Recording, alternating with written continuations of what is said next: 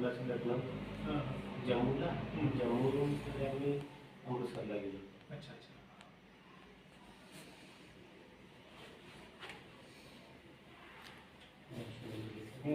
मी दोन तीन वेळा गेला होता अमृतसरला.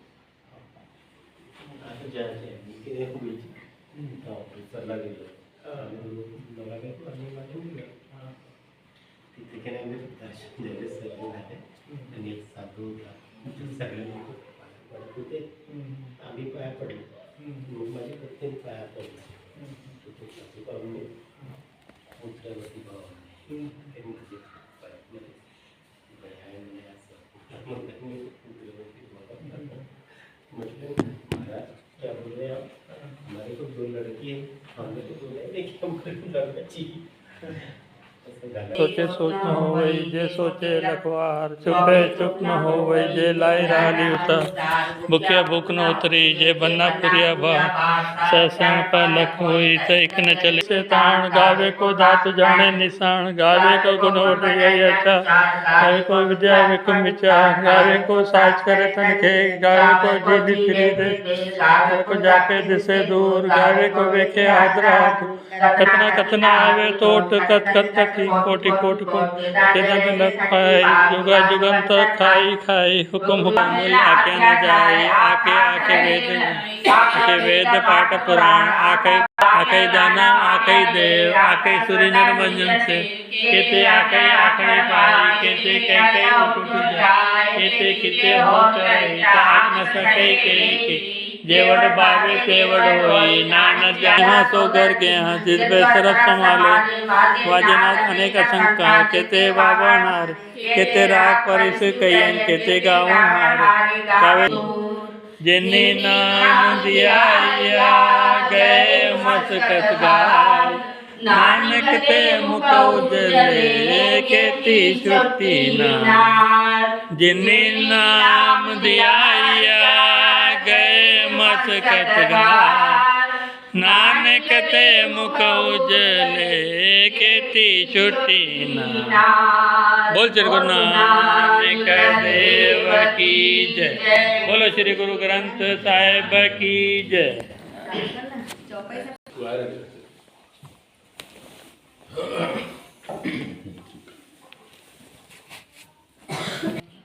जय श्री कृष्ण. जय श्री कृष्ण.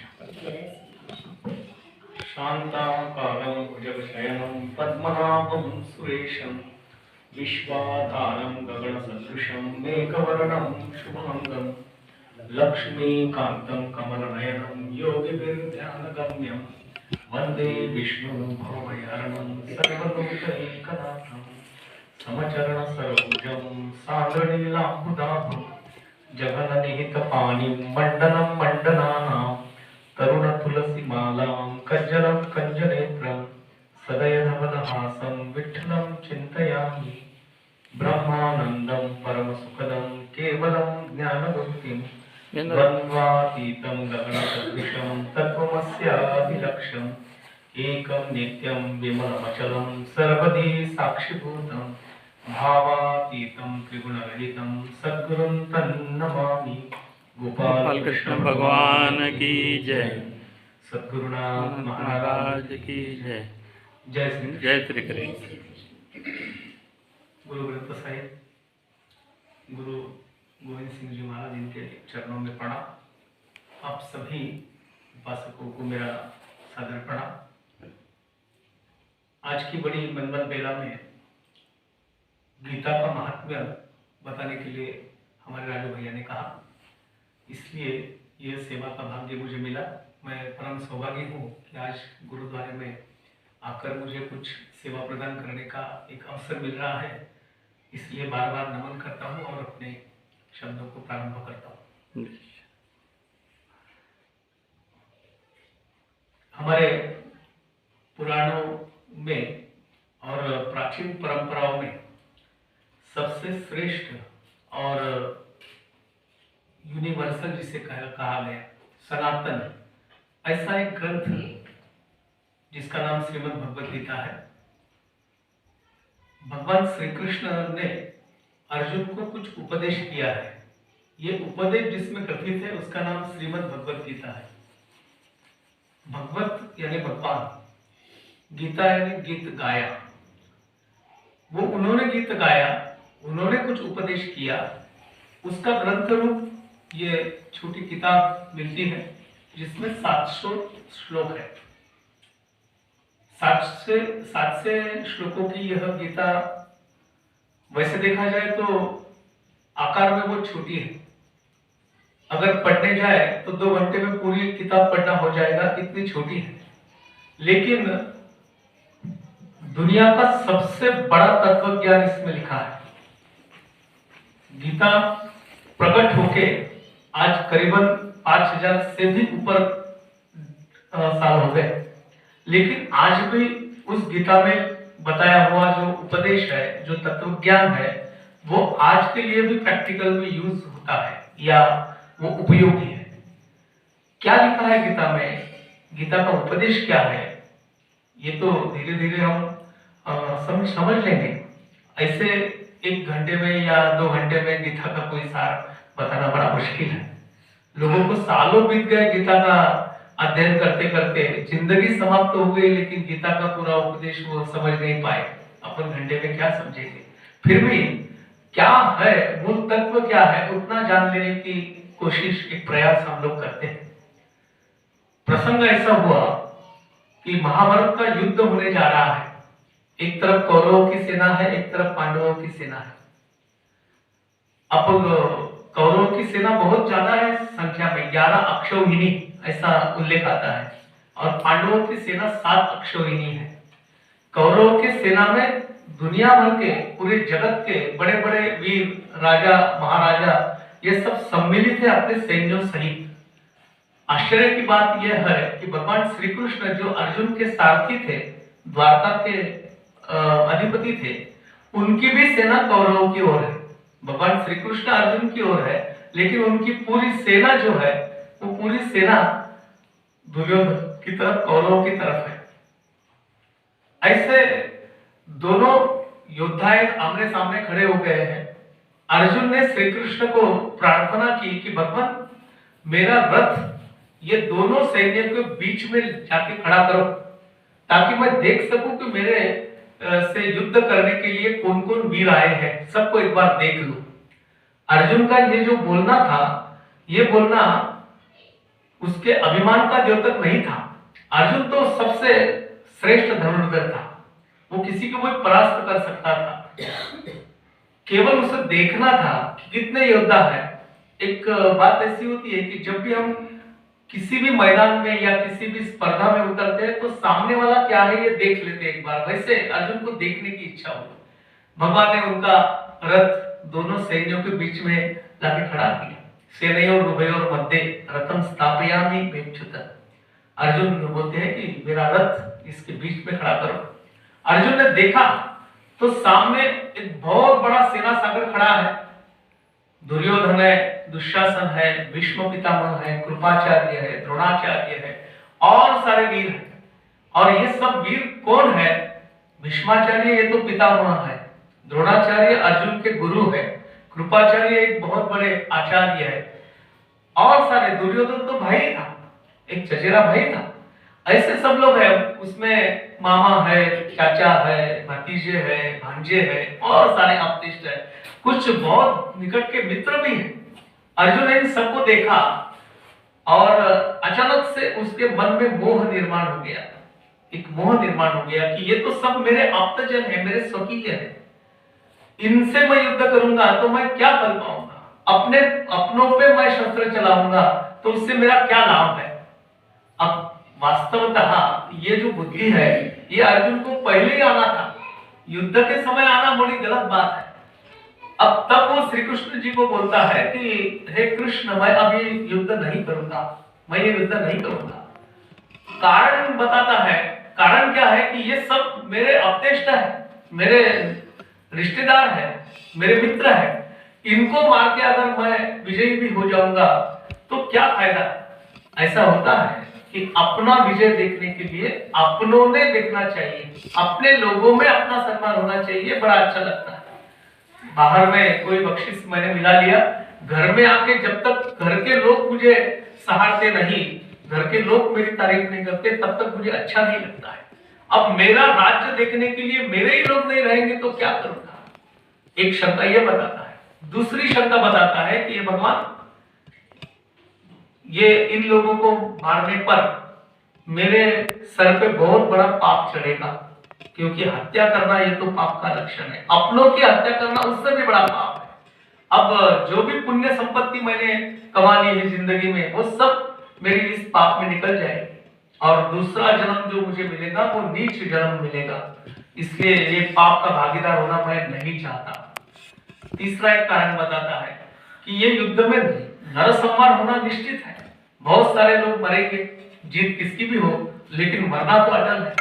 और जो जो वीर मर जाएंगे उनकी पत्नियां विधवा हो जाएगी, उनको कोई तारने वाला नहीं रहेगा, तो भ्रष्टाचार बढ़ेगा और अधर्म चालू हो जाएगा, और इन सब का जिम्मेदार कौन, तो मैं होगा। एक और कारण बताता है, भगवान को बोलता है कि भगवान बड़े पुण्य करना पड़ता है, बड़े सायास करना पड़ता है, सत्कर्म करना पड़ता है कि उन सत्कर्मों के फलस्वरूप भगवान आपकी संगत मिलती है, आपके दर्शन होते हैं। मुझे बड़े भाग से आपकी संगत मिली है, अगर मैं ये पाप करूंगा तो तेरी संगत तो मैं खो जाऊंगा, इसलिए मुझे ये युद्ध नहीं करना है। वो डरा नहीं था। बहुत सारे लोग बताते हैं कि अर्जुन डर गया, डरा नहीं था, क्योंकि सर्वश्रेष्ठ धनुर्धर था। एक अर्जुन के चरित्र में आता है कि एक युद्ध में उसने भगवान शंकर को भी हराया था। इतना बड़ा पराक्रमी वीर था, वो डरने वाला नहीं था, उसको मोह ने ग्रास लिया था। देखो ऐसा हमारे जीवन में भी होता है, हम कितने भी पराक्रमी हो, लेकिन कोई मोहपाश ऐसा आ जाता है, तब हमारी शक्तियां क्षीण हो जाती है। हम यहाँ बोलना उचित है नहीं, मैं नहीं जानता, फिर भी क्षमा मांग के बोलता हूँ कि हमने पुराने जमाने में पिक्चर देखे होंगे, सिनेमा फिल्म देखे होंगे। वो विलन जो है वो आखिरी इलाज क्या करता है कि उसको उसकी प्रेमिका, उसकी माँ वगैरह को पकड़ के बांध के रखता है, फिर उनपे बंदूक ताक देता है। अब ये शक्तिशाली वीर जो है वो अपने शस्त्र डाल देता है, क्योंकि उसको मोह आता है। वैसे अर्जुन मोह में ग्रस्त हो गया और उसने अपना धनुष्य जो डाल दिया और पीछे जाके बैठ गया। उस समय श्री कृष्ण उसे कुछ भी नहीं बोले, इतना सब अर्जुन ने कहा वो सब सुन लिया भगवान कृष्ण ने। अब अर्जुन उदास होकर बैठा है, एक क्या औरतों जैसा घुटने में मुंडी डाल के बैठ गया। भगवान देख रहे हैं शांति से क्या करता है, देखते हैं। आखिरी में अर्जुन खुद बोला, दूसरे अध्याय में आता है, शिष्यस्ते हम शादिमाम तत्प्रसादात मया च्युत। होता है कि हे भगवान मैं आपको शरण आया हूं, आप ही मुझे रास्ता बताइए, मुझे कुछ सूझ नहीं रहा है, मैं क्या करूं, मेरी अवस्था बड़ी विकट हो गई है। तब जाके भगवान ने उनको उपदेश किया, शुरुआत की। अब ये जो उपदेश है वो महाभारत नामक जो बड़ी किताब है, व्यास जी ने लिखा है, ग्रंथ लिखा है, उसमें एक प्रकरण में आई है। उस प्रकरण का नाम है भीष्म पर्व। गीता में पर्व, महाभारत में पर्व होते हैं, सभा पर्व, आदि पर्व, खिल पर्व वगैरह अनेक सारे पर्व है। उसमें भीष्म नामक एक पर्व है। वो पर्व में एक छोटा सा अध्याय गीता का आया है जिसमें 700 श्लोक है। भगवान ने खुद कहा है। अब 700 श्लोक वाली ये गीता इतना महान तत्व ज्ञान है कि दुनिया में जितनी भी भाषाएं हैं, चाहे जर्मनी लो, फ्रांस की लो, अमेरिका की लो, इंग्लैंड की लो, सभी जगत के सभी भाषाओं में गीता का भाषांतर हुआ है। आप मान के चलो कि इस ग्रंथ की महत्ता क्या होगी।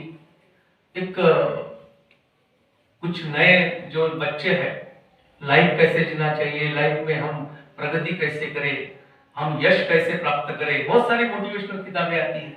7 सीक्रेट्स नाम का एक किताब है, फॉरेनर का लिखा हुआ है, बड़ा पॉपुलर है, बच्चों में बड़ा पॉपुलर है। वो 7 सीक्रेट्स कहां से लिए?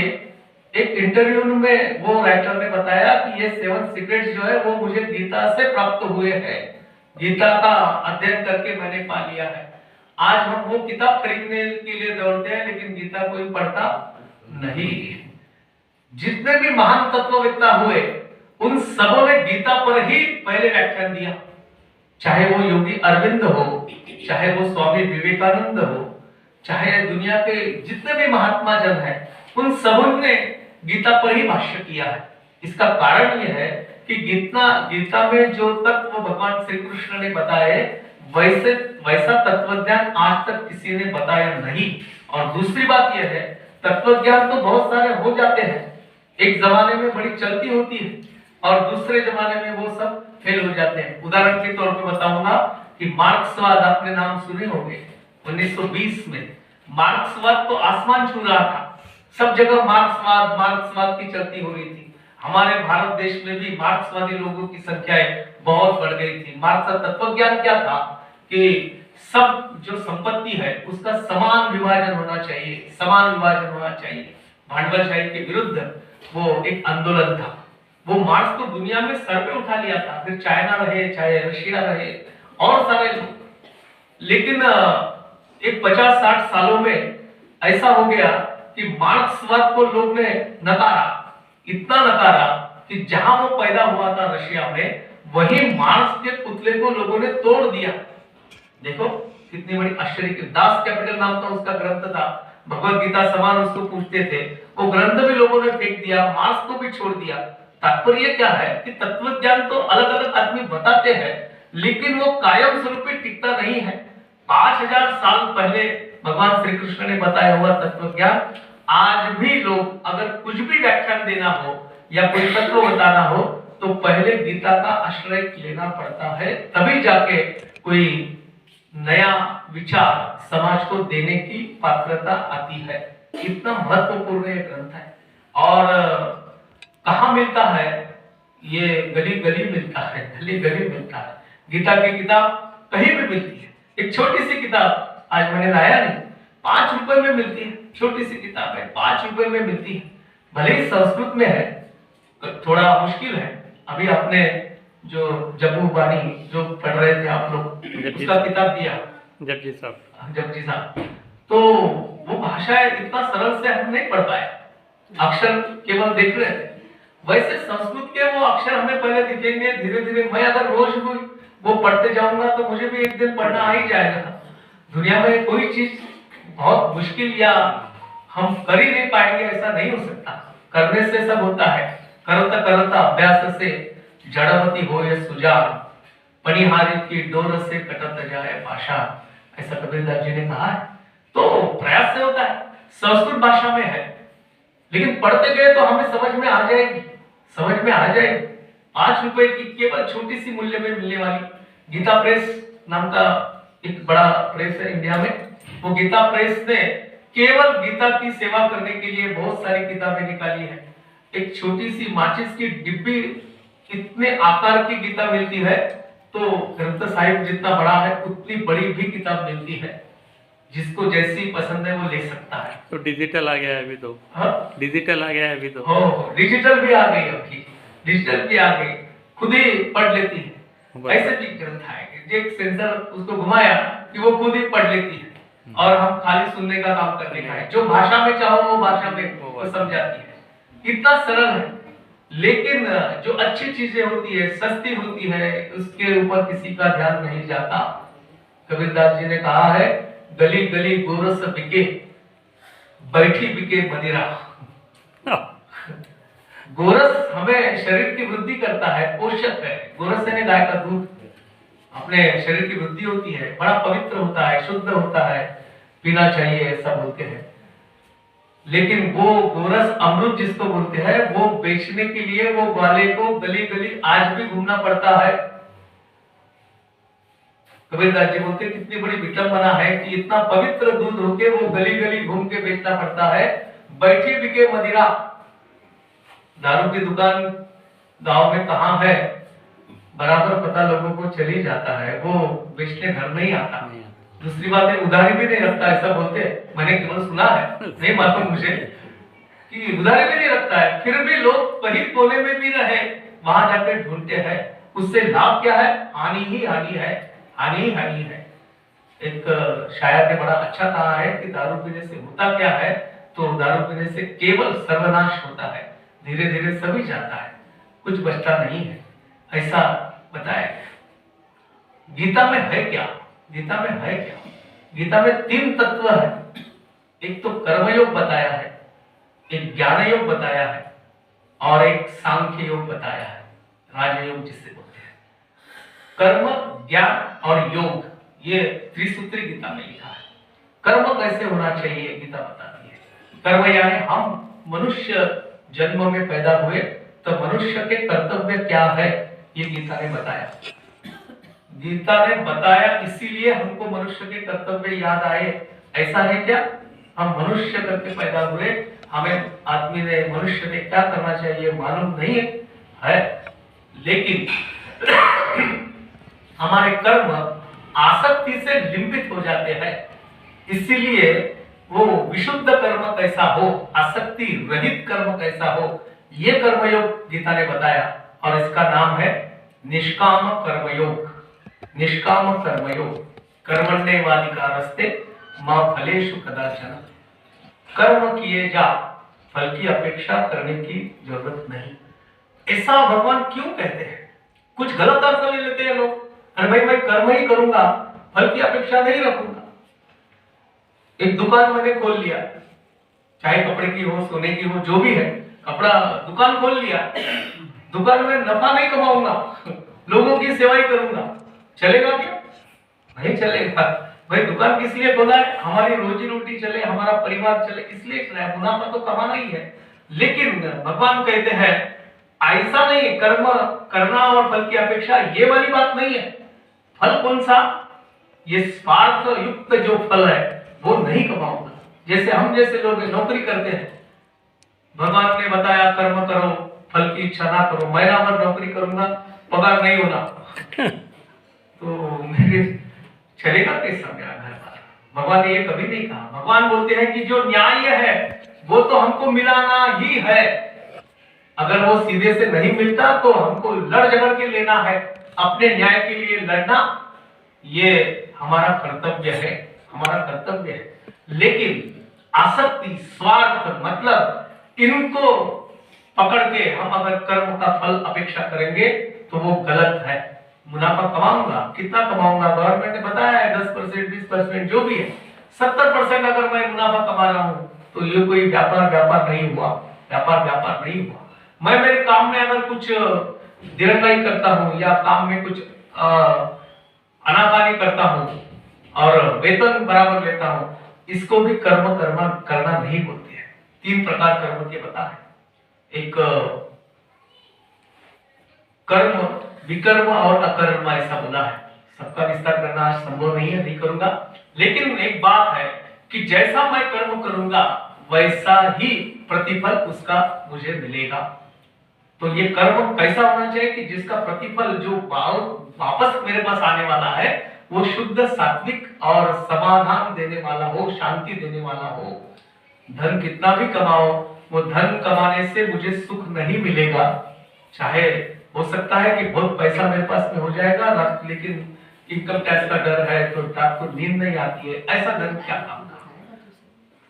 सत्कर्म मेरा होना चाहिए। एक कर्म कांड बताते हैं। दूसरा जो कांड है वो ज्ञान मार्ग है, ज्ञान योग है। हम भगवान को जानना है हमें, तो ज्ञान से जानना चाहिए, ज्ञान से जानना चाहिए।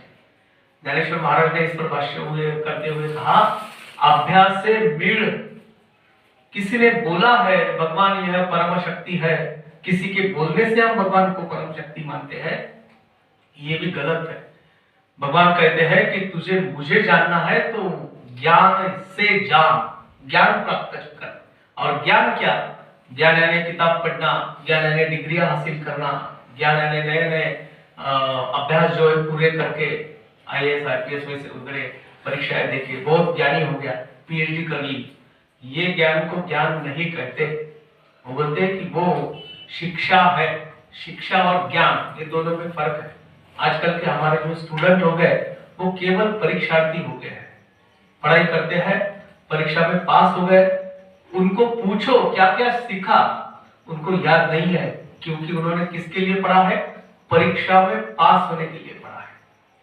ज्ञान प्राप्त करना ये अलग बात है। ज्ञान प्राप्त करना, इसका मतलब ही ये है कि जो शिक्षा मैंने ली वो आत्मसात कर ली, और दूसरी बात, ये किताबों की शिक्षा ग्रहण करने से व्यावहारिक लाभ होगा, चाहे अच्छी नौकरी मिलेगी या चाहे जो भी मैं उद्योग करूंगा वो बहुत सुचारू रूप से करूंगा, लेकिन अंतिम कल्याण जो मुझे करना है वो अंतिम कल्याण करने वाला ज्ञान ये नहीं है। भगवान कहते हैं उसके लिए आत्मज्ञान होना जरूरी है। ज्ञानेश्वर महाराज ने इस ज्ञान के लिए बताया है, एक हरिपाठ नाम की रचना है, उनमें वो कहते हैं आहे विहा कौन करावा विचार, मैं कौन हूं इसका विचार करना चाहिए। को हम, मैं कौन हूं और मेरा गंतव्य क्या है, मुझे क्या करना है। आज भी ये विज्ञान जो है, तंत्र ज्ञान जो है वो तो आसमान छू रहा है, फिर भी ये विज्ञान तंत्र ज्ञान हमें ये नहीं बता पाया कि हमारा जीव पैदा कैसे होता है, उसमें चेतना कैसी आती है। जब आदमी मृत्यु को प्राप्त होता है तो ये चेतना जाती कहाँ है, इसका पता कोई नहीं लगा पाया। भगवान कहते हैं कि ममई मांशो जीव लोके, मैं ये चेतन तत्व हूँ। ये खुद को अगर जान लिया तो वो चेतन तत्व मैं जो हूँ मुझे भी अपने आप तू जान लेगा। पहले खुद की पहचान करना आवश्यक है। मैं यानी कौन हूँ। आज मुझे भी किसी ने पूछा कि भाई आप कौन हो, तो मैं मेरा परिचय क्या दूंगा। मैं बताऊंगा सीधा सीधा, मेरा नाम सुमंत देशपांडे है। भाई ये नाम मेरे जन्म के साथ मेरे साथ आया है क्या, सोच के देखो। जब पैदा होते हैं हम तो नाम कुछ रहता नहीं, नाम नहीं रहता। नाम तो बाद में घर वाले लोग देते हैं कि एक नाम, यानी ये तो सीधा सीधा सिद्ध हो गया कि मेरा नाम यानी मैं नहीं हूं, मैं कुछ अलग हूं। आप जब भी मैं किसी को बता दो मैं हूं, ऐसा बोलते समय मैं बताओ तुम हो यानी क्या, मैं मेरे जो भी औहदा है, मेरा पदवी जो है उसका परिचय देता हूं कि भाई मैं लेक्चरर हूं। लेक्चरर पैदाइशी लेक्चरर हूं नहीं, बाद में मुझे उपाधि मिल गई कि मैं एक लेक्चरर हो गया, कोई ऑफिसर हो गया, कोई इंस्पेक्टर हो गया, कोई इंजीनियर हो गया। वो तो उसको मिली उपाधि है, वो उसकी पहचान नहीं है। फिर दूसरी पहचान, और क्या पहचान देंगे, स्वरूप की पहचान देता है। अरे भाई मैंने तो पीएचडी कर लिया है, कोई बोलता मैंने आईएएस कर लिया है। ये तो तूने केवल प्राप्त कर ली विद्या है, ये तेरा परिचय नहीं है। अब इतना सब बोलने के बाद में मैं यानी मेरा शरीर भी मेरा परिचय नहीं हो सकता, क्योंकि शरीर और आत्मा ये दो चीजें परस्पर भिन्न है, अलग है। शरीर तो जलने वाला है, नष्ट होने वाला है, लेकिन आत्मा जो है अंदर रहने वाली जो चीज है वो कायम स्वरूपी मेरे साथ, मेरे जिंदगी के पहले भी थी और जिंदगी के बाद में भी वो सचेत रहने वाली है, वो अमर रहने वाली है।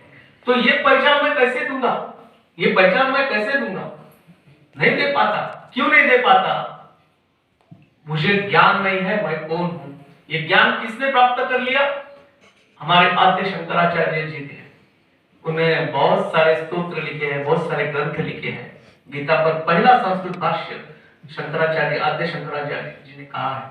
उन्होंने बताया अहम ब्रह्मास्मि, अपनी पहचान बताते हुए उन्होंने कहा कि अहम ब्रह्मास्मि, मैं ब्रह्म हूं, मैं ब्रह्म हूं। और ब्रह्म की व्याख्या क्या है, ब्रह्म का विवरण क्या है, तो ब्रह्म क्या है बताया गया शास्त्रों में कि उसका कोई स्वरूप नहीं है, उसका कोई स्वरूप नहीं है, उसको कोई आकार नहीं है, वो शब्दों से बयां नहीं किया जा सकता, वो अरूप है, वो दिखता नहीं है, जिसका वर्णन भी नहीं कर सकते। अब जिसका वर्णन नहीं कर सकते, जिसको आकार नहीं है, जिसका कोई रूप नहीं है, जिसके बारे में बता नहीं सकते, जिसको गुण नहीं है, ऐसे चीज को कैसे माने, कैसे माने। हम किसको मानते हैं, जो दृश्य रूप में दिखता है उसको मानते हैं, सगुण को मानते हैं। विश्वास किससे करते हैं, सगुण पे करते हैं। अब ये निर्गुण निराकार, इसको कैसा मानूंगा मैं, है। शंकराचार्य जी कहते हैं कि हाँ, वही अनिर्वचनीय निराकार अरूप गुणरहित जो तत्व है वही ब्रह्म है और वही मैं हूं। और इसका अनुभव कैसे लेंगे, तो बताते हैं तत्वम असि, तत्वम असि, वो जो मैंने बताया अभी वही तू है। और वो दिखेगा कैसे?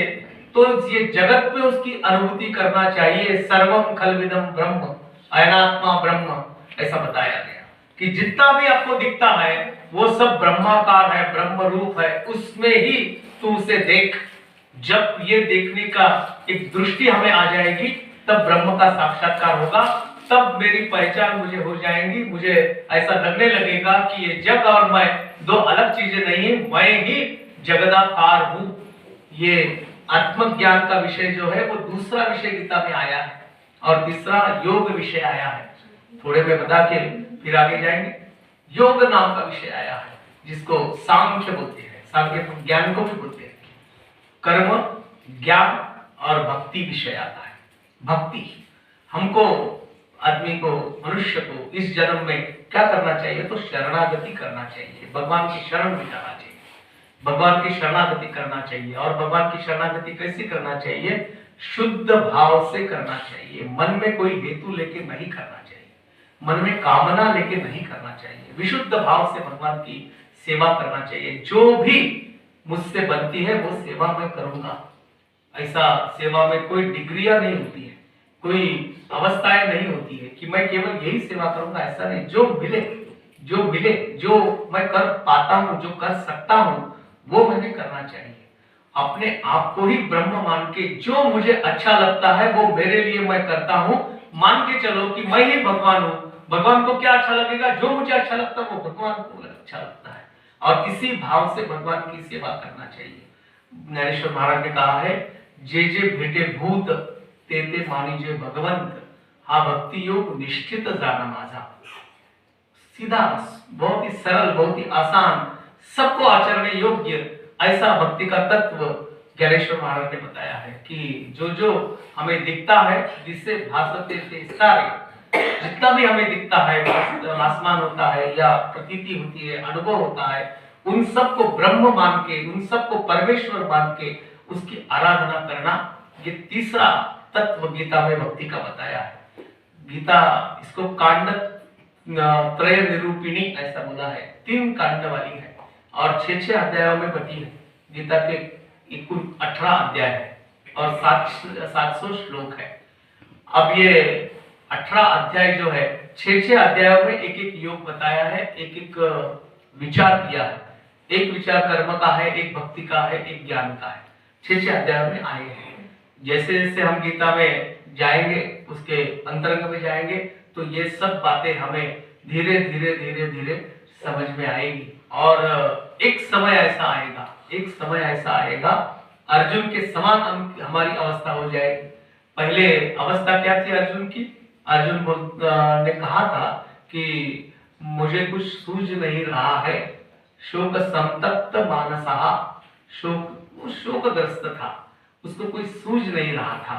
अब आखिरी में अर्जुन क्या बोलता है कि भगवान, मैं सब समझ गया हूं, आपकी शरण आने से मुझे सब ज्ञान हो गया है। शिष्यस्ते हम शादीमाम बोलने वाला अर्जुन अब बोलता है, पहले शोक संविग्न मानसा था, शोकग्रस्त था, आखिरी में बोलता है नष्टो मोह स्मृति लब्ध्वा तत्प्रसादात् मयाच्युत, मेरा मोह नष्ट हो गया।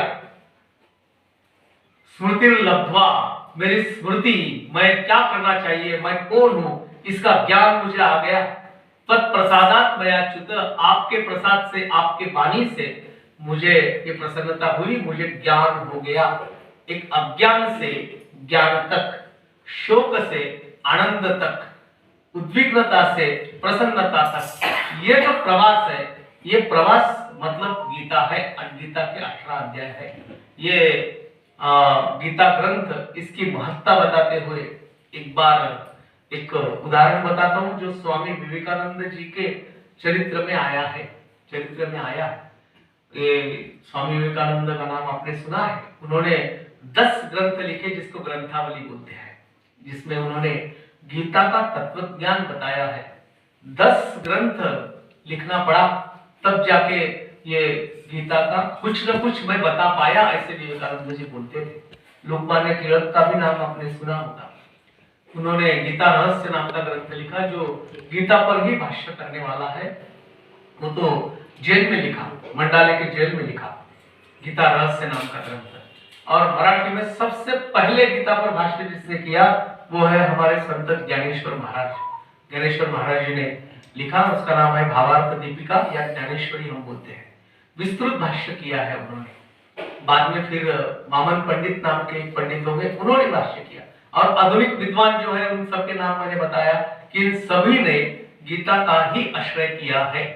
विवेकानंद जी एक धर्म परिषद में गए, शिकागो वाली नहीं, शिकागो की सर्वधर्म परिषद वो अलग चीज थी, एक दूसरी धर्म परिषद थी, उसमें सभी धर्मों के लोगों को इकट्ठा बनाया गया, उनके उनके पुरानी लोगों को, और सबने अपने अपने धर्म के बारे में बताना है। फिर वो यहूदी नाम का धर्म भी था, उसमें वो अफ्रीकन लोगों का भी धर्म था, उसमें क्रिश्चियन धर्म भी था, अनेक अनेक जितने भी धर्म है, हमें मालूम केवल 2-4 ही धर्म है, इसके अलावा भी बहुत सारे धर्म दुनिया में है। उन सबके एक एक अपनी महत्ता है, एक एक उनका ग्रंथ है, तत्व ज्ञान है। उन सभी को एकत्रित बुलाया गया और सबने अपने अपने धर्म के बारे में बोलना है।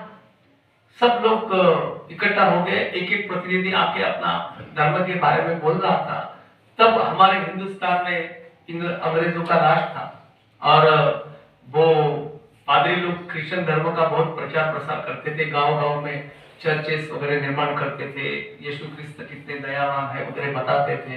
सब लोगों ने क्रिश्चियन धर्म की दीक्षा लेना चाहिए, ऐसा भी आग्रह करते थे। हमारे यहाँ आतंकवादी या आक्रांता जितने भी लोग आए वो धर्म के नाम से आए और हमें धर्म में परिवर्तित करने की उन्होंने बड़ी कोशिश की।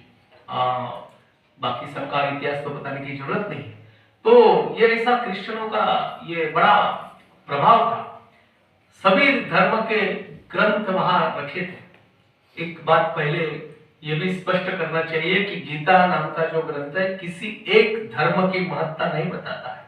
लोग बोलते हिंदू का धर्म ग्रंथ है, हिंदू का नहीं है। इसमें कभी कहीं पन्ने पर या किसी शब्द में हिंदू नाम का शब्द नहीं आया है। ये मानवता के उन्नयन का ग्रंथ है। मनुष्य जो भी है वो किसी भी धर्म का हो, मनुष्य है, उसके विकसन का ग्रंथ ये है। ये तत्व ज्ञान किसी धर्म का प्रचार करने के लिए नहीं है। भगवान श्री कृष्ण ने कभी किसी धर्म का नाम नहीं लिया है। फिर भी अब लोग बोलते हैं कि ये हिंदू धर्म की किताब है। उन्होंने गीता पढ़ी नहीं है। अगर पढ़ते तो उनको मालूम हो जाता कि ये केवल मानव धर्म की किताब है, सनातन धर्म की किताब है। सनातन मतलब हिंदू नहीं, सनातन जो पहले से चले आया और मनुष्य के आखिरी तक चलने वाला है, वो सनातन धर्म है। हिंदू धर्म में उसके बड़े तत्व लिए हैं, इसलिए आर्य सनातन हिंदू वैदिक धर्म हम बोलते हैं। तात्पर्य क्या है कि गीता ये ग्रंथ वो भी लोग मानते थे कि हिंदू धर्म की किताब है, वो सभी ग्रंथ रखे थे। तो ये गीता नाम का ग्रंथ जो है वो सभी ग्रंथों के नीचे में रखी थी, सबके नीचे में रखी, और ऊपर सब अलग अलग ग्रंथ, बाइबल था, कुरान था, जैन अवेस्ता था और सारे धर्म के ग्रंथ थे। वो क्रिश्चियन पादरी जो बताने आए उन्होंने थोड़ा उपहासात्मक बोला। बाजू में विवेकानंद जी बैठे थे, बोले यहाँ सभी मनुष्य धर्म लिखे हैं, मनुष्य धर्म की किताबें रखी हुई है। ये सब धर्म जो है अपने अपने स्थान पर बड़े महान है, श्रेष्ठ है, मानवता का विकास करने वाले हैं। लेकिन एक बात देखिए, बोले ये सब अत्यंत श्रेष्ठ ग्रंथ है, इनमें से मूल्य बहुत ही कम किसका है तो गीता का है, इसलिए उसको सबसे नीचे रखा है। सबसे ऊपर जो है, ऊपर की श्रेणी बोलते हैं आप, ऊपर की श्रेणी वाले जो ग्रंथ है वो सब आके आके निम्न श्रेणी होते होते सबके नीचे कौन सी है, गीता है। तो विवेकानंद जी बैठे थे, इनका भाषण हो गया, विवेकानंद जी उठ के खड़े हो गए बोलने के लिए। वो बोले अभी अभी महोदय ने कहा कि गीता सबके नीचे रखी है, इसका स्थान सबसे नीचा है सब दुनिया के धर्मों से। लेकिन एक बात देख लो, बोले कि ऊपर सब श्रेष्ठ श्रेष्ठ ग्रंथ रखे हैं, अपने अपनी जगह बड़े श्रेष्ठ है, लेकिन इन सभी ग्रंथों का आधार गीता है, इसलिए वो नीचे रखी है। जितनी नींव मजबूत हो उतनी ऊपर की बिल्डिंग मजबूत हो जाती है। ये सभी धर्म जो है, इनको अगर गीता का आधार नहीं होता तो ये धर्म कुछ काम के नहीं रहते। अब ये सुनने से वो क्रिश्चियन महोदय जो थे उनको बड़ा गुस्सा आ गया, अरे मैंने क्या भाव से रखा था, क्या भाव से बोला, और ये क्या हो गया विपरीत। लोग तालियां बजाने लगे, लोगों ने वाह वाह की। तो उसने छट से नीचे वाला गीता का किताब उठा के सबके ऊपर रख दिया। बोले अब नीचे तो बाइबल आ गया। बोले बाइबल सबका आधार है, ऊपर की बिल्डिंग सबके ऊपर में जो है गीता है, सबसे कनिष्ठ है। विवेकानंद जी फिर से उठे, बोले नीचे की बिल्डिंग कैसी भी हो बोले, लेकिन उनके सबका माथा कलश जो है वो आखिर में गीता ही है। तब ये सब तब का रह गया कि विवेकानंद जी का ये जो स्पष्टीकरण था बड़ा महत्वपूर्ण था। तात्पर्य यह है कि गीता का अध्ययन, गीता का पठन, गीता की सीख, जो मानवता की सीख है, वो हमने नहीं जरूरी कि रोज पूरी गीता पढ़ना चाहिए, एक श्लोक, दो श्लोक जो भी है पढ़ना चाहिए। कहा गया है कि ऐसा ही थोड़ा थोड़ा करके हम पूरा कर सकते हैं हमारा जितने भी धर्म है। अभी गुरु ग्रंथ साहिब ये रोज पूरा अगर पढ़ने गए तो 48 घंटे लगेंगे, 48 घंटे लगेंगे। किसको इतनी फुर्सत है 48 घंटे ग्रंथ साहिब पढ़ना है? जमेगा नहीं। फिर उसके लिए हम क्या करते हैं, बारी बारी एक दूसरे को पढ़ने देते हैं और एक पूरा ग्रंथ का पारायण हो जाता है।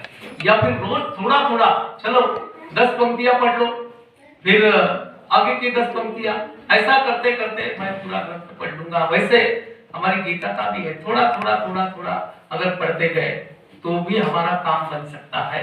लेकिन पढ़ना बहुत जरूरी है। क्यों पढ़ना जरूरी है, एक थोड़ा सा 5 मिनट बोल के समाप्त करूंगा। क्यों पढ़ना जरूरी है?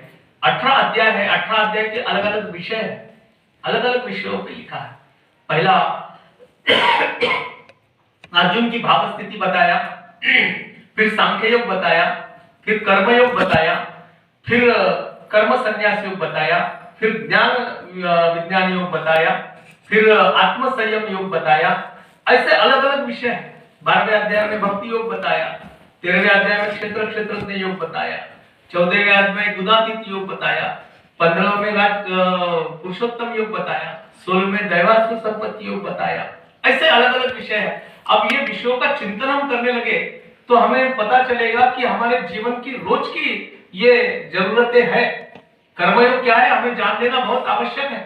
कर्मयोग क्या है जान लेना आवश्यक है। और ऐसे कर्म मेरे हाथ से हो जहां से मुझे भी सुख मिले और सब मेरे परिवार जो है, मेरा समाज जो है, मेरा देश जो है, उनको भी मेरे से कोई आपत्ति ना हो, उनको भी सुख मिले।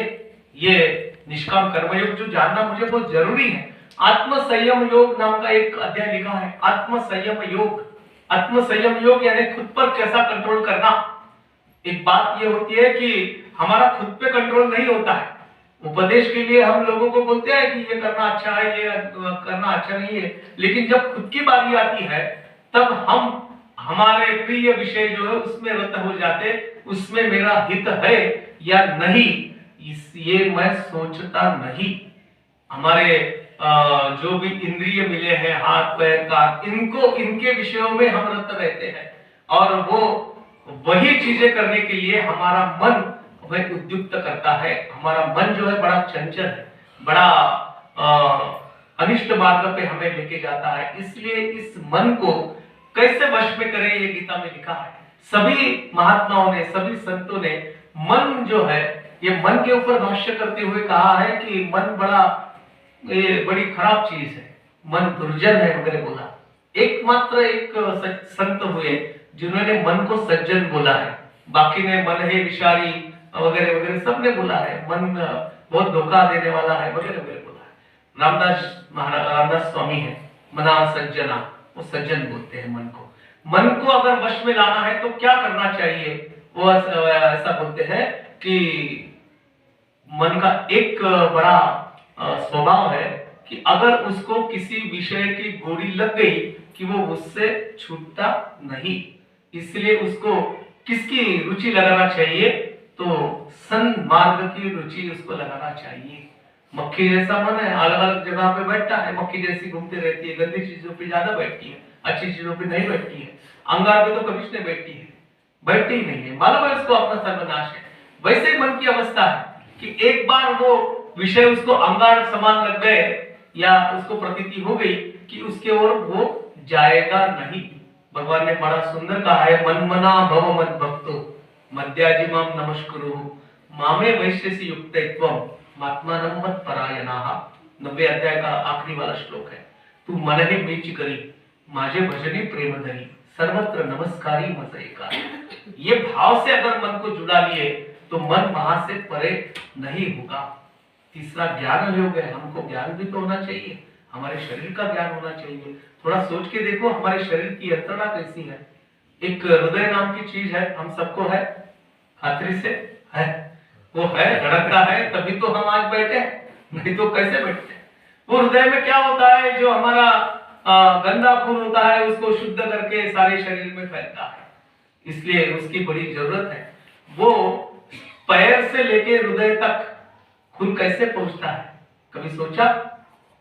हमारा हृदय तो बीच में स्थित है, वहां से खून शुद्ध जो हुआ खून है वो मस्तक में भी जाता है, पैर के नाखून तक जाता है। नाखून बढ़ते हैं, बाल बढ़ते हैं, नाखून से लेके बालों तक जिसको पोषक जो खून है वो हृदय से निकल के जाता है, वहां पहुंचाता कौन है? तुकाराम महाराज पूछते हैं, चाले है शरीर कोना चाहिए सत्य कौन बोलविते हरि। तुकाराम महाराज ने सवाल पूछा है। तुकाराम महाराज तो आजकल के हमारे जैसे उन्होंने कोई डिग्री हासिल नहीं की, कोई BA नहीं पास किया था, PhD नहीं किया था, वो तो सीधे साधे भगवान का नाम लेते थे, लेकिन उनको ज्ञान है। वो बोलते हैं चाले है शरीर कोना चाहिए सत्य। ये हमारा शरीर जो चलता किसकी सत्ता से है? हमारी सत्ता से चलता है। अगर ऐसा अगर सोचते हमारी सत्ता से चलता है तो कोई आदमी मरने का सवाल ही पैदा नहीं होता। पैसे से खरीद सकते हैं हम थोड़ा 5-10 मिनट ज्यादा की जिंदगी? नहीं खरीद सकते, पैसे से नहीं खरीद सकते। हमने बहुत बड़ा ऊंचा ओहदा प्राप्त कर लिया, कोई कमिश्नर हो गए या और कोई बड़ा कोई ओहदा होगा। मैं पंतप्रधान राष्ट्रपति ऐसा नहीं बोलूंगा क्योंकि वो तो लोगों ने दिया हुआ है। कमिश्नर वगैरह अपनी पात्रता से होते हैं, लोग भले ही विद्वत्ता से होते हैं। ऐसी बड़ी कोई हमने डिग्री हासिल कर ली है, वो पद की प्रतिष्ठा से 5-10 मिनट बढ़ा सकते हैं क्या? नहीं, उससे भी नहीं बढ़ सकता। लोग मुझ पर बड़ा प्यार करते हैं, लोग बड़ा सपोर्ट करते हैं, भाई चिंता करने की जरूरत नहीं, हम हैं पीछे। इलेक्शन में ऐसा सब लोग बोलते हैं नेताओं को, हम हमारे पीछे है, हम सब साथ में, कोई डरने की चीज नहीं है। ऐसे हमारे चाहने वाले बहुत सारे लोग हैं, लाखों लोग हैं। जब हम बेड पे हैं, लाखों लोग बाहर से बोल रहे हैं कि चिंता मत करो हम हैं। उनके चाहने से हमारी 5-10 मिनट बढ़ जाएंगे क्या? नहीं बढ़ेंगे। वो मर्जी किसकी है? उसकी मर्जी है, उसकी मर्जी है। और जब जाएंगे तब साथ में कुछ नहीं आएगा। नानक देव जी के जीवन का एक प्रसंग है जो मैंने पढ़ा है, वो आज गुरुद्वारा में बैठा हूं, मेरा भाग्य है, उन्हीं का एक प्रसंग बताता हूं। नानक देव जी एक अपने शिष्य की ओर गए, बड़ा धनी था, बड़ा रईस था, बहुत ही संपत्ति थी उसके पास। और घर में आजकल तो क्या पहले सुना था कि लंका जो रावण का राज्य था, राजधानी थी, वो सोने की थी, सोने की लंका है ऐसा बोलते हैं। नहीं क्या आजकल ऐसे रावण बहुत हो गए जिनकी सोने की लंका है। नहीं क्या कोई होटल सोने का, तो किसी का मकान सोने का, कुछ भी अभी पता नहीं सोना कितना है लोगों के पास। ऐसा ये धनी, उसके घर में सब बहुत ऊंची व्यवस्था है, जो हमने कभी सपने में भी नहीं दिखा वैसे सब उसके घरों में लगे हुए सामान है। बहुत बड़ा विशाल ऐसा महल है, सब क्या जितने भी सेवाएं है वो उसके एक नजर में एक शब्द से सब मिलने वाली है। अब उसके घर में नानक जी आने वाले हैं तो सोचो उसने कितनी तैयारी किया होगा। घर में कोई हमारा क्या समधी आता है तो हम कितना जो नहीं वो सब इधर उधर से लाके फिर घर को मकान सजा लेते हैं, उसको बैठने के लिए अच्छा आसन करते हैं। उसने भी बड़ी तैयारी कर लिया, एक सोने का सिंहासन बनाया, हीरे मानव जड़ा हुआ सिंहासन बनाया, ऊंची ऊंची उसमें रेशमी वस्त्र डाल लिए और बहुत ही सुगंधित वातावरण वगैरह करके उच्चासन, चांदी का आसन, सोने के इधर लगे हुए शेर वगैरह, ये सब बिल्कुल एकदम से रईसी ठाट से। नानक जी आए, वो तो फकीर पहनते थे, एक कफनी पहन के आ गए, हाथ में माला थी, वो लेके आ गए। उन्होंने आइए आइए आइए नानक देव जी बैठिए बैठिए, महाराज जी बैठिए। उच्चासन पे बैठे, पूछ लिया कैसा चल रहा है, कैसा है ये वो सब बताया। तो कैसा चल रहा है पूछने पर हम लोग क्या बताते हैं, मैंने क्या क्या किया बताया। नानक जी मैंने 7 फैक्ट्रियां खोल दिया, इसका टर्नओवर इतना करोड़ है, ये कर लिया वो कर लिया, सब बताया। गुरुद्वारे को इतना दान दे दिया वगैरह वगैरह सब बताया। उसको लगा स्वामी जी प्रसन्न हो गए। ठीक है बोले, बहुत ही अच्छा काम किया बोले आपने, सब आप जो बोलेंगे आपके लिए मैं हाजिर हूँ वगैरह बोला।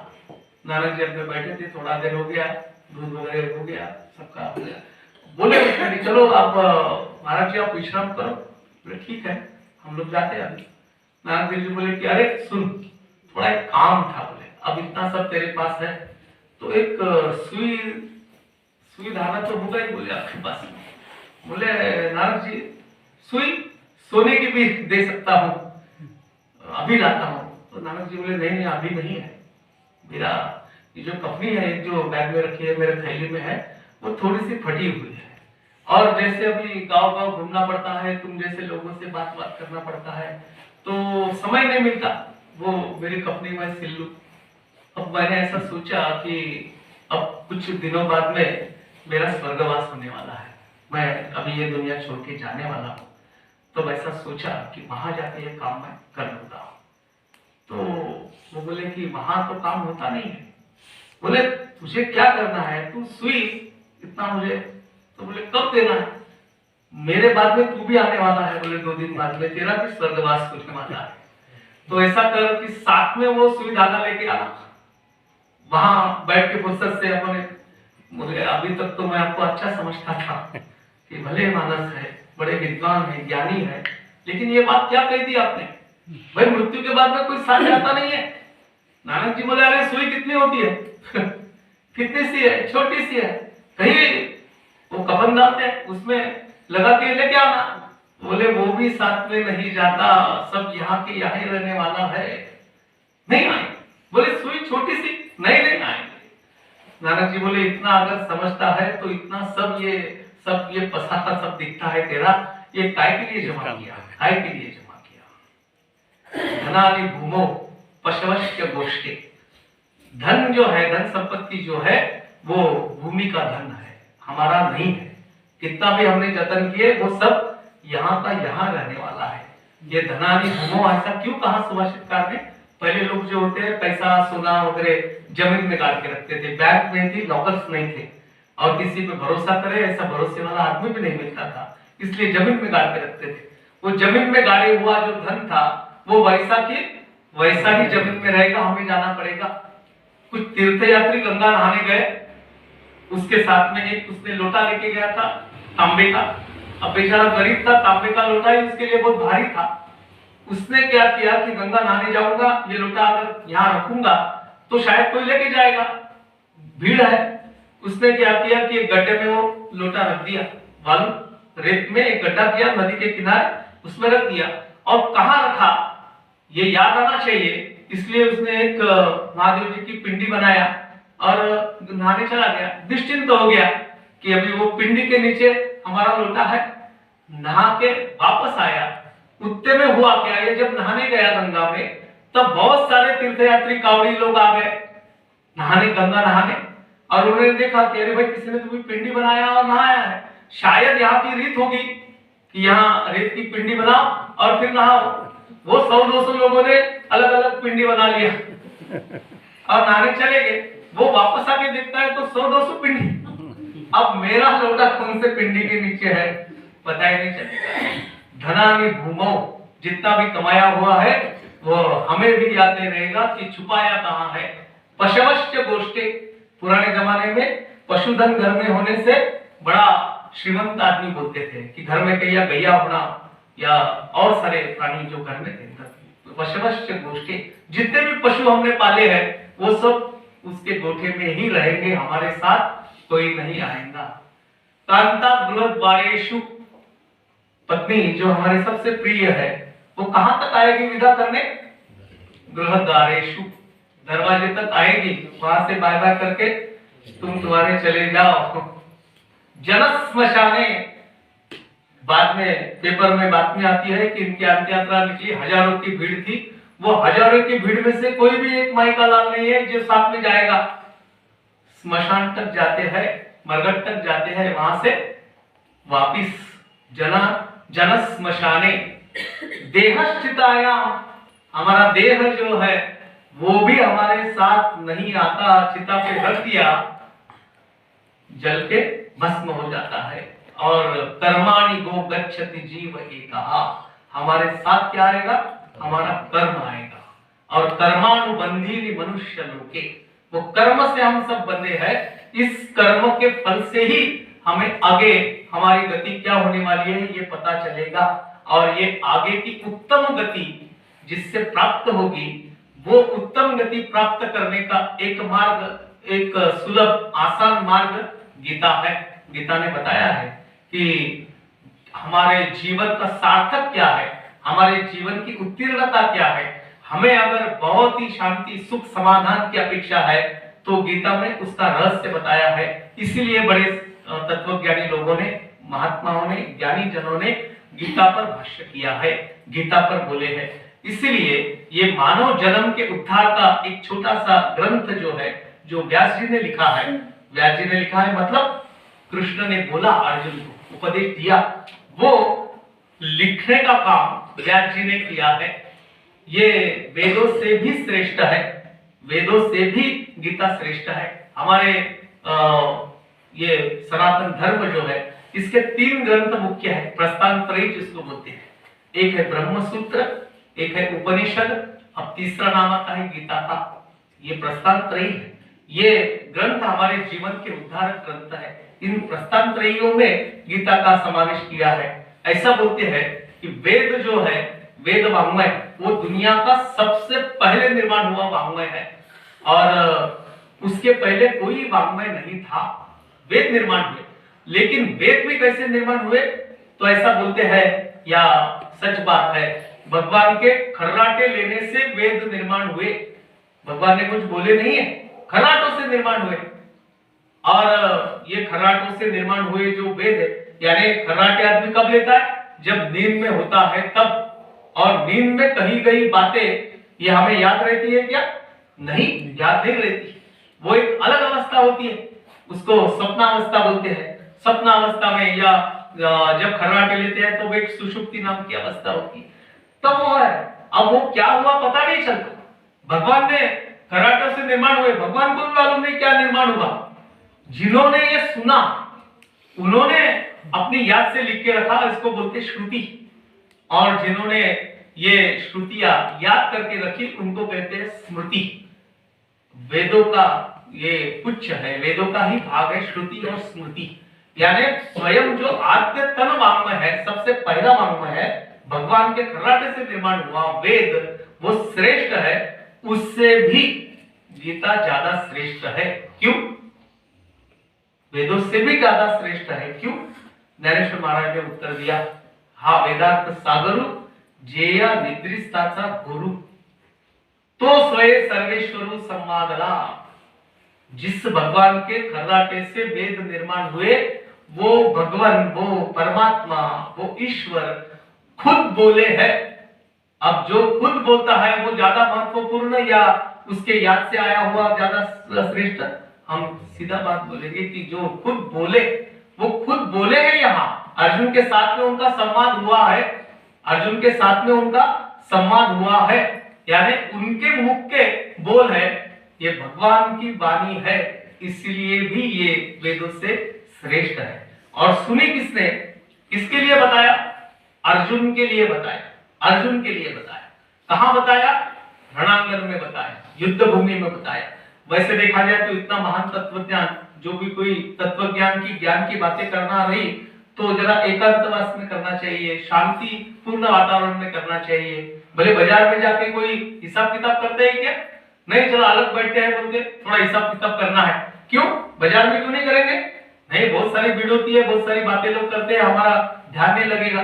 अब युद्ध का तो अलग ही वातावरण है, वहां तो शस्त्रास्त्र है, शंख भूंग रहे हैं, रथ की गड़गड़ाहट चल रही है, वगैरह वगैरह। ऐसे स्थिति में भगवान ने बताया, और बताया भी कैसा?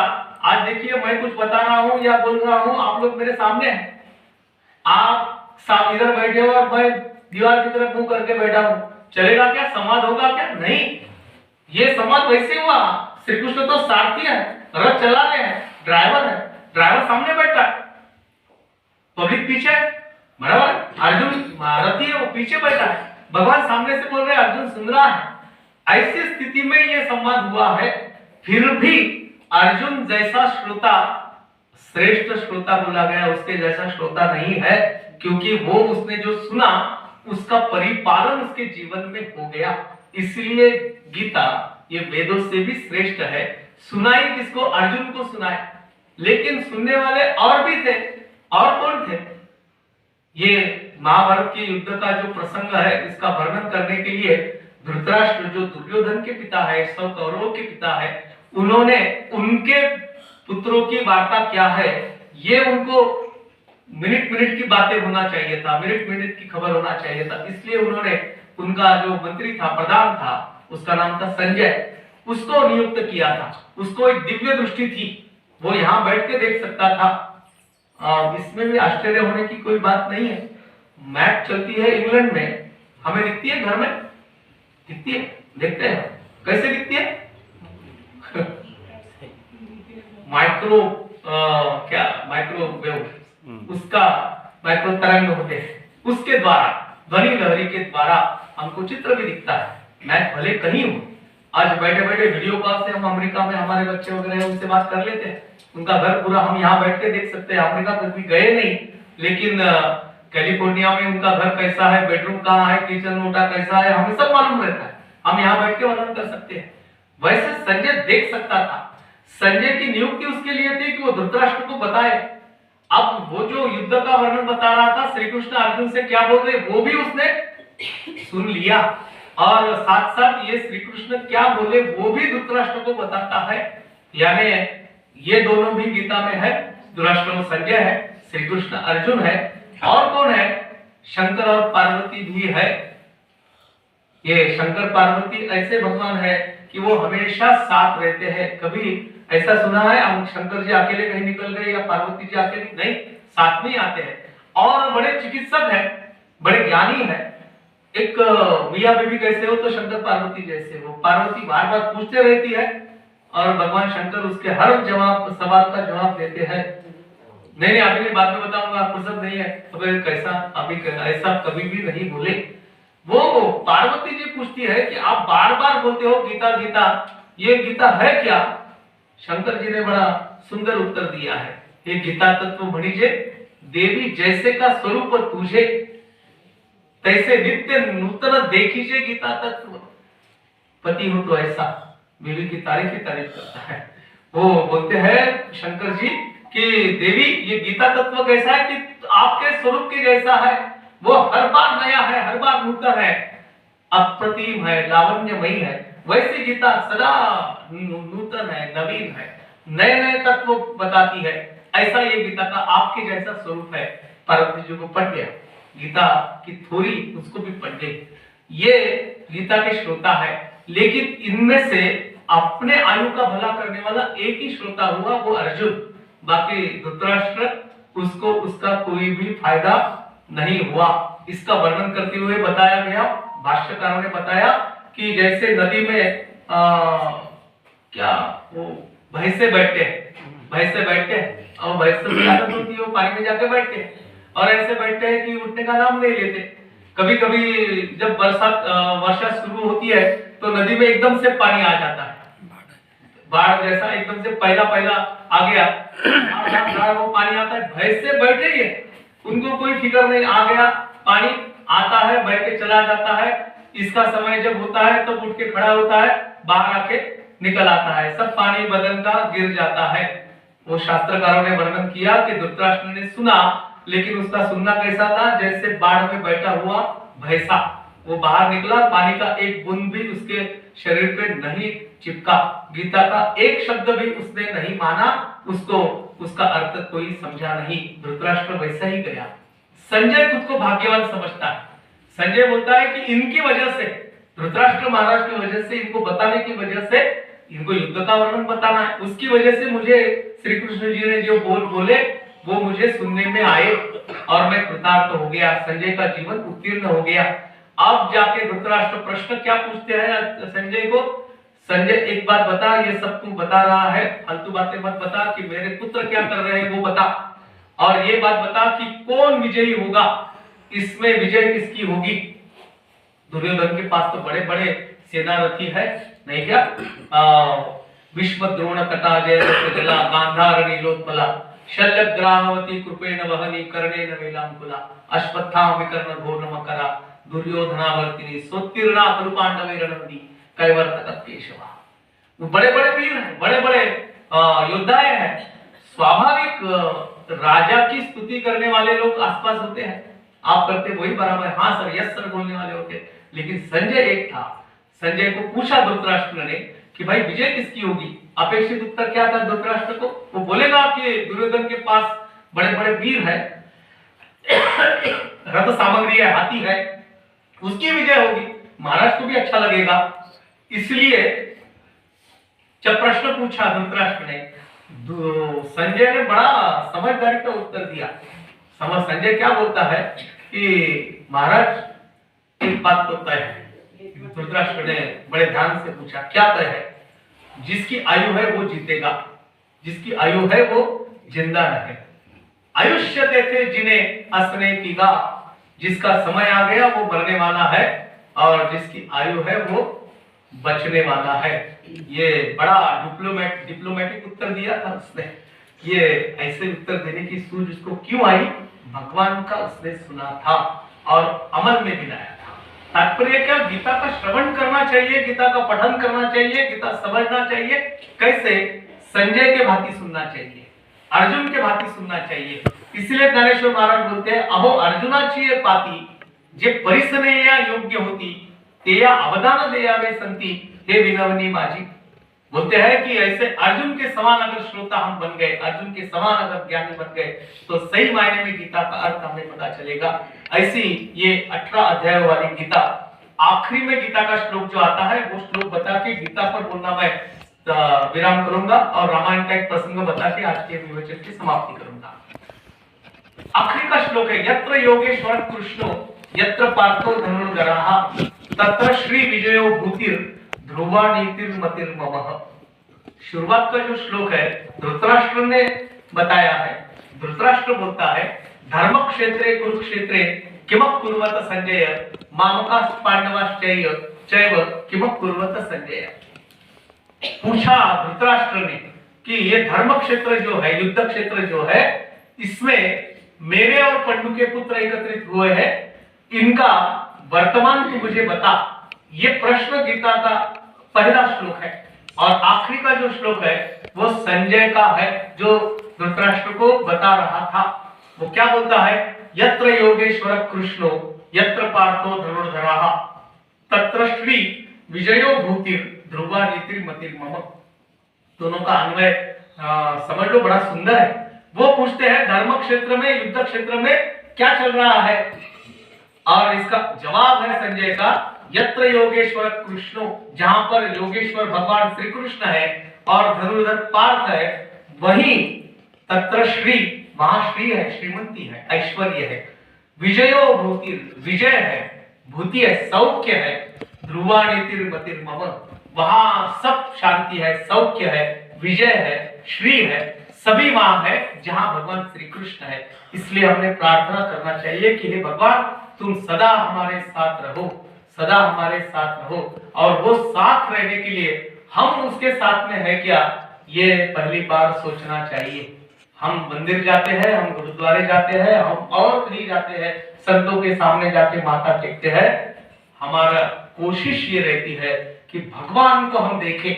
नहीं क्या, बड़ी भीड़ काय के लिए उमड़ती है, वो भगवान को देखना चाहिए। बड़ी कतार होती है, 1 मिनट 1 सेकंड इतना भी है, भगवान को दिखना चाहिए, भगवान हमें देखना चाहिए। लेकिन एक बात ये भी सोचना चाहिए कि भगवान को तो हम सभी देखते हैं, हम भगवान को पहचानते भी है, लेकिन ऐसी करनी हमने करना चाहिए, ऐसी पहचान बनाना चाहिए कि भगवान हमें पहचानना चाहिए, भगवान ने हमें पहचानना चाहिए। अरे भाई, नरेंद्र मोदी को कौन नहीं जानते, सभी जानते हैं। गांव में आए तो कितनी भीड़ उमड़ती है, लेकिन नरेंद्र मोदी किसको जानते हैं? जिसको वो जानते हैं वो बड़ा आदमी है, बरोबर है कि नहीं? अरे हम तो उनको जाने, भगवान को तो सब दुनिया जानती है, लेकिन भगवान जिनको जानते हैं ऐसे प्रिय व्यक्तित्व हमारा हो जाना चाहिए। इसी को भक्ति कहते हैं, इसी को गीता कहते हैं। ये गीता की सीख है। हम ऐसा प्रयास करें भगवान की दया से, भगवान की कृपा से, कि भगवान हमें पहचानने लगे, ये मेरा आदमी है। ऐसा एक बार भगवान ने बता दिया तो हमारा जीवन कृतार्थ हो गया। हमारा गीता पाठ चलता है हर बुधवार शनिवार को। तब मैं बताता हूँ कि मैं जैसा भी हूँ, भगवान तेरा ठप्पा मुझ पर लगा है। अगर तेरा ठप्पा लग गया तो मेरे पास तो आई कार्ड ही आ गया ना, तो आई कार्ड हो गया तो कहीं जाने से मुझे बंदी नहीं होगी, मेरा कृतार्थ जीवन हो गया। ऐसा हमारा जीवन कृतार्थ हो, यही प्रार्थना याचना हम भगवान के पास करते हैं, गुरु जी के पास करते हैं। और आज का गीता का विषय यहाँ समाप्त करते हैं। जय श्री कृष्ण। जय श्री कृष्ण। अभी 22 तारीख को प्रभु राम जी की मूर्ति की प्रतिष्ठापना होने वाली है अयोध्या में। हम सब जानते हैं मोदी जी ने आह्वान किया है। मोदी जी ने आह्वान तो किया ही किया है, साथ में हम सभी के दिल में है कि इतने सालों से हमारी रामलला की जो छवि है, रामलला जो है वनवासी में थे। प्रत्यक्ष जीवन में राम जी को वनवास तो 14 ही साल का था। अब ये 500-600 साल हो गए, वो तो कुटिया में बैठे हैं, बरोबर है। अपना घर जहां वो पैदा हुए, अयोध्या उनकी नगरी है। ये रामायण में, वाल्मीकि रामायण में वर्णन आता है, अयोध्या मनु निर्मित नगरी। मनु ने खुद निर्माण किया है। और नगरी कैसी है? वाल्मीकि रामायण थोड़ा पढ़े तो आपको क्या पता चलेगा कि उसके सामने वो जो वर्णन आता है वाल्मीकि रामायण में, उसके सामने दुबई कुछ भी नहीं, उसके सामने शंघाई कुछ भी नहीं, कैलिफोर्निया कुछ भी नहीं। इतना सुंदर वर्णन है राजू जी वहां पे। क्या सड़कें थी, क्या फाउंटेन्स जिसको आज बोलते, क्या वहां वाटिका थी, ये सब वर्णन आया है। और सबसे श्रीमंत ऐसी कौशल देश था, और उस देश के राजा दशरथ थे, और पूरा भारतवर्ष उनके आधिपत्य में था। बहुत ही सुंदर नगरी थी, बहुत ही वैभवशाली थी। इतना पराक्रमी वो राजघराना था कि उनसे खुद इंद्रदेव भी डरते थे। एक प्रसंग आया था कि एक कौत्स नाम का एक शिष्य जो है धौम्य ऋषि का, उसको अपने गुरु ने दक्षिणा मांगी। दक्षिणा क्या मांगी? तो 16 करोड़ सोने की मुद्रा। अब 16 करोड़ याद करो, सोने की मुद्रा बेचारा विद्यार्थी कहां से आएगा? उसने सोचा कि रघु नाम के राजा है, वो याचक को जो भी याचक की इच्छा है दान देते हैं, उनके पास जाके बोलेंगे।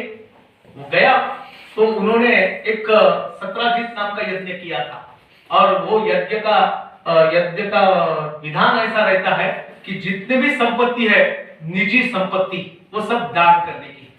रघु राजा ऐसा यज्ञ हर साल करते थे। जितना भी अपने पास निजी संपत्ति आई राजकोष के अलावा, वो सब दान करते थे। सब दान कर चुके थे। ये गया बेचारा, उसको मालूम पड़ा कि इन्होंने सत्राजित यज्ञ किया है, अब इनके पास में मांगना यानी इनको शर्मिंदा करना है। बेचारा वैसा ही रहा। लेकिन वो रघु राजा थे, वो बोले कि आप कौन सी इच्छा से आए हो? भाई एक स्नातक हमारे घर आया है, बटू आया है, कुछ न कुछ अपेक्षा लेके आया है, बता क्या है? वो नहीं बोले, कुछ नहीं, मैं दर्शन करने आया था, मैं देखने आया था। बताएगा कैसे? फिर भी रघु राजा ने उसको बहुत फोर्स किया, बहुत आग्रह किया। तब जाके उसने बोला कि गुरुजी ने दक्षिणा मांगी है, अब मेरे पास तो कुछ है नहीं, लेकिन आपने तो यज्ञ किया है, आपके पास तो मैं कैसे याचना करूं, इसलिए नहीं बोल पा रहा। चिंता करने की जरूरत नहीं है। रघु राजा ने बता दिया अपने सेनापतियों को कि चलो स्वर्ग में सवारी करते हैं, कुबेर पे सवारी करते हैं, वहां से धन लाते हैं। ये गुप्तहेरों ने वार्ता इंद्र कुबेर को बता दिया कि रघु राजा तैयारी कर रहे हैं, कल आक्रमण कर लेंगे। डर गए, रघु राजा आक्रमण करेंगे तो हम कहां बचेंगे? उनको क्या चाहिए? बताया किसी ने कि उनको 16,000 वो सोने की मुद्राएं चाहिए। बड़ी बड़ी सब सोने की मुद्रियां डाल दो। नीचे सब डाल दिए, आक्रमण करने की जरूरत नहीं पड़ी। तात्पर्य क्या? इतने पराक्रमी थे, इतना उनका वजन था। वैसे वंश में दशरथ राजा थे, उनके पुत्र थे प्रभु श्री रामचंद्र जी। 12वें साल में विश्वामित्र जी ऋषि आए। पूरा कथा नहीं बताऊंगा, कुछ प्रसंग बताऊंगा और समाप्त कर दूंगा। 12 साल के तब विश्वामित्र जी आए दशरथ जी के पास और बोले मेरे यज्ञ का रक्षण करने के लिए मुझे राम तेरा कुमार होना चाहिए। अब 12 साल की उम्र में भेजने के लिए दशरथ महाराज का बड़ा मन नहीं हो रहा था, कैसे भेजे भाई? पहले तो या भगवान की दया से प्रार्थना से यज्ञ करने से हुआ पुत्र है, ऐसे नवसाया से हुआ पुत्र बड़ा लाडला होता है, उसको आंखों से ओझल नहीं होने देते। महाराज बोले बहुत ही छोटा है, कैसे लेके जाएंगे? वो क्या तुम्हारे यज्ञ का रक्षण करेगा, खुद का रक्षण करना उसको आता नहीं है। जैसा अपन अभी भी बोलते हैं ना, बच्चा ग्रेजुएट भी हो गया तो भी बोलते हैं नहीं इसको नहीं समझता। अरे भाई वो तो समझदार हो गया, 2 साल बाद वही बोलता है कि पापा आपको नहीं समझता। पर हम मानते ही नहीं। दशरथ बोले इसको नहीं जमेगा, इसको शस्त्र चलाना आता नहीं है, तो आप मैं चलता हूँ आपके साथ में। विश्वामित्र जी बोले कि मुझे राम होना है, देना है तो दे, तुम्हें चला। वशिष्ठ जी ने समझाया दशरथ जी को, भाई दे दो, वो कुछ कल्याण नहीं करेंगे। अगर इनके साथ में अगर राम गए तो शस्त्र संपन्न होके आएंगे, विद्या प्राप्त करके आएंगे, धनुर्धर होके आएंगे, भेजो। भेजा तो आपको मालूम है कि महात्राटिका नाम के राक्षसी का प्रभु राम जी ने वध किया, वो सुबाहु उसको भी मार दिया, वगैरह वगैरह पराक्रम किया। वहां जनक राज्य के ओर से निमंत्रण आया विश्वामित्र जी को। काय का निमंत्रण आया? मेरे पुत्री का स्वयंवर रचा है, आप हमारे स्वयंवर में पधारो। विश्वामित्र जी को बुलाया। वैसे देखा जाए तो स्वयंवर में राजकुमारों को, राजाओं को बुलाते हैं, ऋषियों का क्या काम था? लेकिन जनक महाराज भी बड़े भक्त थे। उन्होंने सोचा कि विश्वामित्र वशिष्ठ जैसे ऋषियों का आशीर्वाद अगर हमें प्राप्त हो तो हमारा कल्याण हो जाएगा। इसलिए विश्वामित्र को निमंत्रण भेजा, निमंत्रण पड़ा और विश्वामित्र जी बोले कि चलो हमें कल जनक नगरी जाना है। राम और लखन दोनों साथ में थे। अब प्रभु रामचंद्र बोले कि आपको निमंत्रण है, हमें निमंत्रण नहीं है। बोले ये सोचने की जरूरत आपको नहीं है, आप मेरे पास आए हो, मेरे आश्रित हो, मैं जहां जाऊंगा वहां आपको चलना ही है, और जितना मेरा सम्मान वहां होगा उतना ही आपका होगा। बिना पत्रिका के आए इसमें बाहर बैठने की जरूरत नहीं।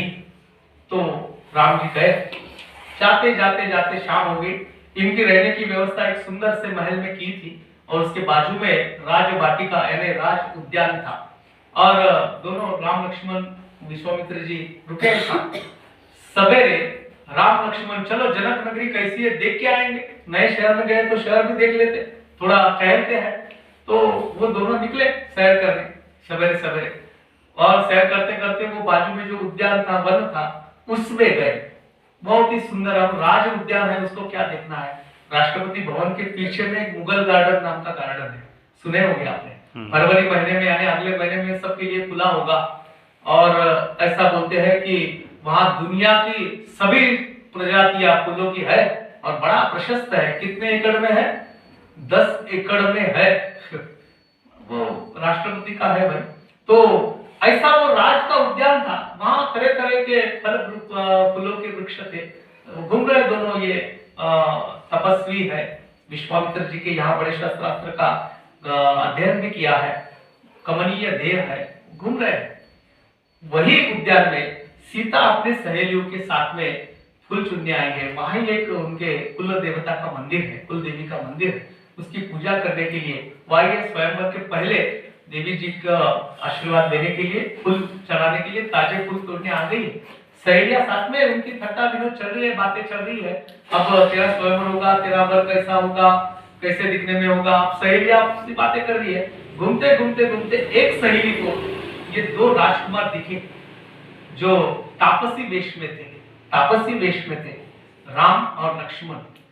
तो वो सहेली देख के इतनी प्रभावित हो गई, इनका रूप इतना लावण्यमयी, इतना मोहमयी था, वेदक था कि वो अपने सुध-बुध खो गई और दौड़ते दौड़ते दौड़ते सीता जी के पास में आ गई।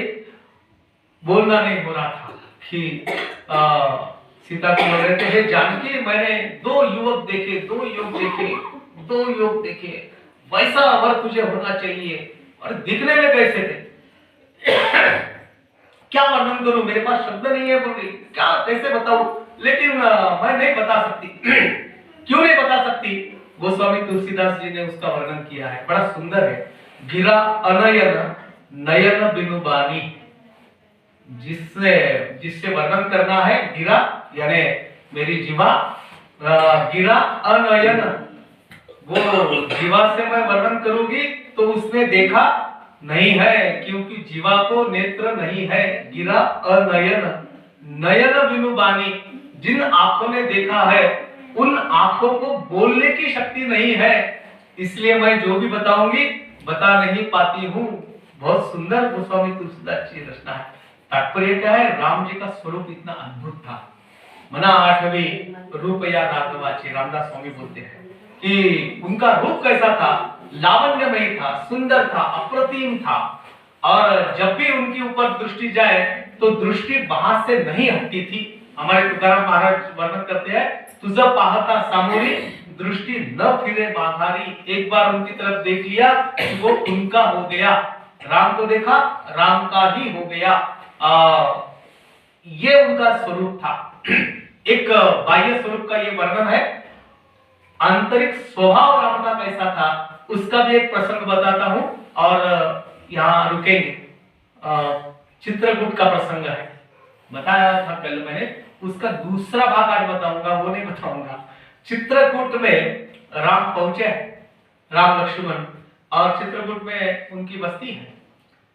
अब त्रैलोक्य के स्वामी हैं, पैदल चल रहे हैं, अपने पैरों में पादत्राण वाहना पादुका नहीं है, ऐसे नंगे पांव से चल रहे हैं।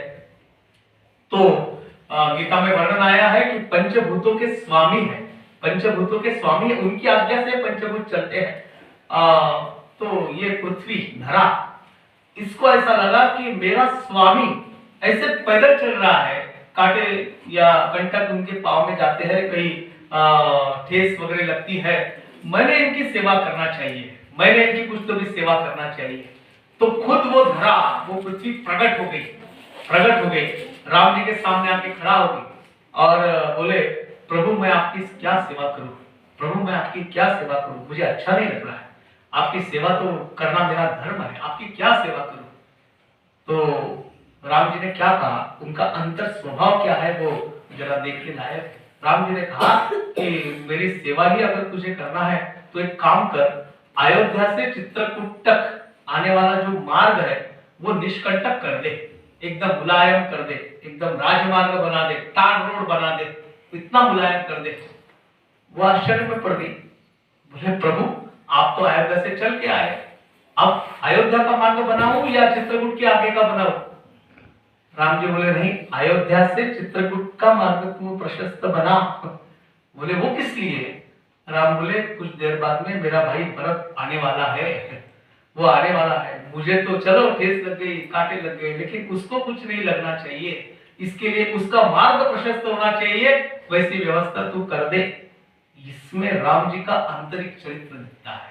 भरत आने वाला था, ये कोई उसने संदेश भेजा था नहीं, संदेश नहीं भेजा था।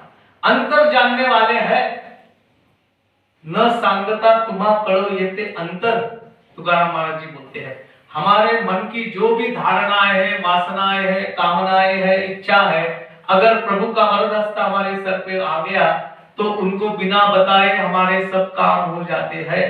इसलिए पहले भी मैंने कहा कि हमें भगवान का होना चाहिए, भगवान हमें पहचानना चाहिए। ऐसी अगर हमारी वृत्ति या हमारी धारणा हो गई तो अपने आप हमारे जो भी मन में है, हमारी कृतार्थता का जो भी मार्ग है, भगवान अपने आप प्रशस्त कर देंगे, क्योंकि वो खुद से ज्यादा अपने भक्तों की चिंता करते हैं। अहम भक्ता पराधीनाः, ये भगवान का वचन है। मैं मेरे स्वाधीन नहीं हूं, मैं भक्तों के अधीन हूं, और भक्तों का सर्वंकष कल्याण यही मेरे जीवन का, मेरे अवतारित्व का लक्षण है। इसीलिए रामावतार में जितने भी भक्त राम के हुए उन सबका कल्याण प्रभु राम जी ने किया है, वैसा हमारा सबका कल्याण प्रभु राम जी करे। इसलिए उनकी आराधना, उनकी पूजा, उनकी प्रतिष्ठा, उनका उत्सव हम बड़े जोरों शोरों से मनाए, जोरों शोरों से मनाए। हमारे रामदास स्वामी कहते हैं, देव मस्तकी धरावा अवगा हलकल्लोल करावा। हलकल्लोल का मतलब जश्न मनाना। भगवान पधार रहे हैं, भगवान आ रहे हैं, 22 तारीख है, बड़े जोरों शोरों के साथ में हम उनका आगमन की प्रतीक्षा करेंगे और उनको लाके वहां तो बैठेंगे ही बैठेंगे, हमारे हृदयस्थ में वो स्थित हो ऐसी प्रार्थना उन्हें करेंगे। प्रभु राम जी हमारी जो अत्यंत विनम्रता पूर्वक और भक्ति भाव पूर्वक प्रार्थना जो है निश्चित सुनेंगे और हमारे हृदय में बसेंगे, ऐसी कामना हम करते हैं उनकी आशीर्वाद से, उनको नमन करके। और भगवान की कृपा असीम हमारे ऊपर निरंतर रहे, ऐसी याचना करके हम यहाँ मेरे वाणी को मैं विराम देता हूँ। आप सभी को प्रणाम करता हूँ, धन्यवाद देता हूँ, आपने मुझे ये सेवा करने की संधि दी, मौका दिया। विशेष रूप से हमारे राजू भैया का मैं विशेष आभारी हूँ।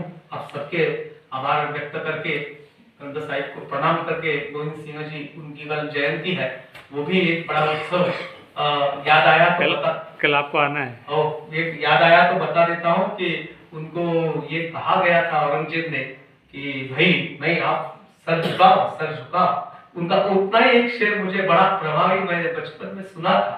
वो बोले सर क्या मौत हो सन्मुख खड़ी, सर पे खड़ा हो काल भी, मौत हो सन्मुख खड़ी, सर पे खड़ा हो काल भी, सर तो क्या झुके भला, न झुके सर का भाल भी। गोविंद सिंह महाराज की जय।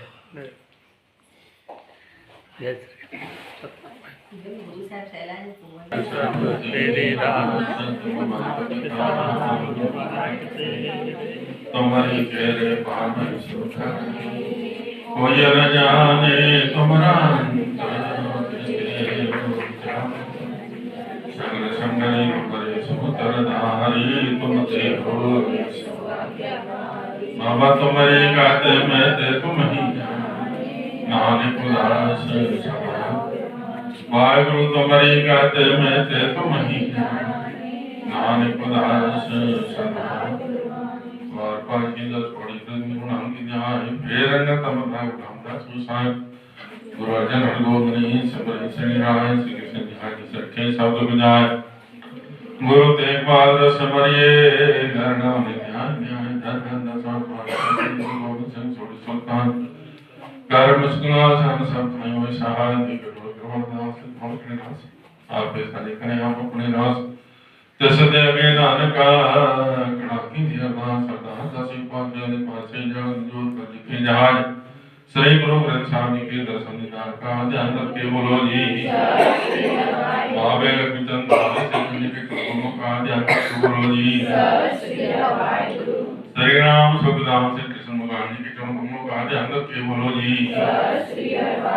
बाबे लक्ष्मीचंद बाबे से जी के कर्मों का ध्यान रखे बोलो जी पंच प्यारियां चारियां मुक्तियां जिन्ना नाम जपिया मुझे धर्म के खाते से देती हूं ना सिंगानी कमाईदा ध्यान रखे बोलो जी सर्व साधु महात्माओं जतियो तपियो जो सद्गुणा के तुमको का ध्यान रखे बोलो जी वाहिगुरु धन्यवाद सतवार मैया निवास सच्चा पातशाह आप त्यागरदास से स्वर्ग त्यागदास सारी शिक्षण जा मणि भाई त्यागदास संतन भाई त्यागरदास आप प्रसाद दे के आवे आपको भोग लगे रसना करे अमृत भक्ति दर्शन वर्ति मिले जो जो आपका प्रसाद की मुख से आके सतनाम श्री वाहिगुरु सतनाम श्री वाहिगुरु गुरु करी मान भगवान दास सच्चे कंजन या प्रसाद द्वारा तत्काल की जय जन्म में जय गणेश अपना काम हो जाए पूरी कर जाए दास संजय कुले काल जरा चरण जवादा ज्ञान जवादा दुख खदर देवना सुखवा रही आवे गुरु गुरु नानक नाम श्री संत कला सर्वजिया कामना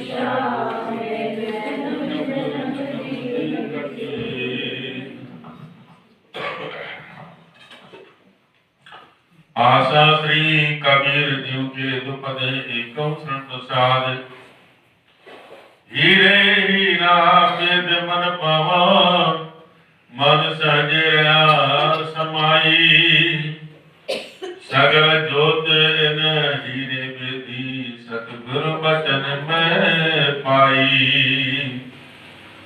हर की कथा अनहद बानी हंस में हीरा ले पशानी रहा कह कबीर हीरा अस देखो जगमग रहा समाई सतनाम श्री वाहिगुरु सतनाम श्री वाहिगुरु हंस होए हीरा ले पशानी रहा कह कबीर हीरा अस देखो जग में रहा समाई बोल गुरु नानक देव की जय बोल श्री गुरु नानक की जय साचे दरबार साहिब की जय आयोलाल सबै के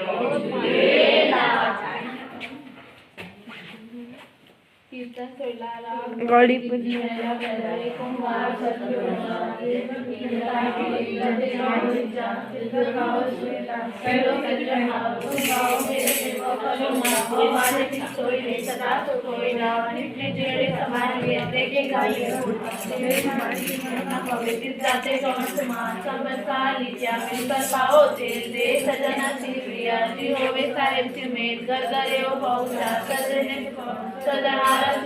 नानक से दे आवता मेला पैदा गुरगुरे को बाबा जय करते की रसोई तो राख बढ़ाई कोई नाव विखे जतिया बढ़िया बड़ा सिसी वाली माओ को सूरज को नानक करते के कहते वे प्रार्थना से मेला पैदा बगल में काल रव चंद्री पग बने कार का मंडल नंद मोती कुमारे आलो पवन चवरो करे सकल बंदे लाई फूल सजो कैसी आरती होए पवन नंदना जया आरती अनंत शब्द वादन में जाओ सस्तवन है तोरी सरसूरत नन एक तोरी सरपद विमन एक पद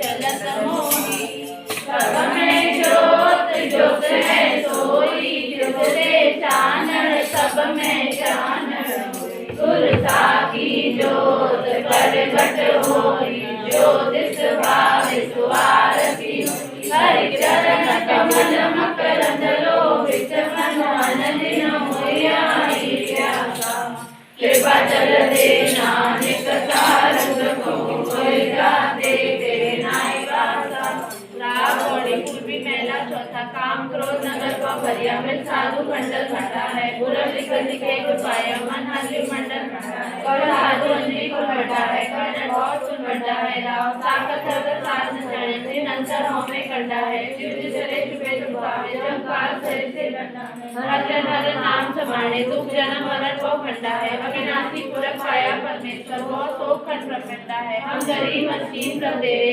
लाख लाख पढ़ घटा है जन नानक नाम आधार टेके नाम ही सुख मंडा है रात गौड़ी पूर्वी मेला पंद्रह करो विनती सुनो मेरे मीता संत डाल की बेला यह काट चलो हर रहा आगे वसन सोएला और गड़े रे मंदुर विराट सवारे राम ये संसार विकास संते में तदेव ब्रह्म ज्ञानी जिसे जगाए क्या वे सकत कथा दिल जानी जाको आए सोई विराजो हर को मने तेरा निगर मन पाओ सब फैले बोल नई को तेरा अंतर जामी कुरत बजाते सदा मन की पूरे नानक दास ए सुख वाके मुखो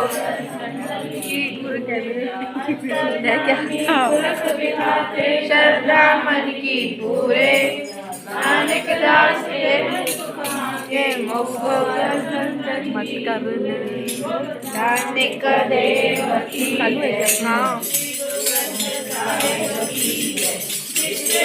जाए बहे मेरा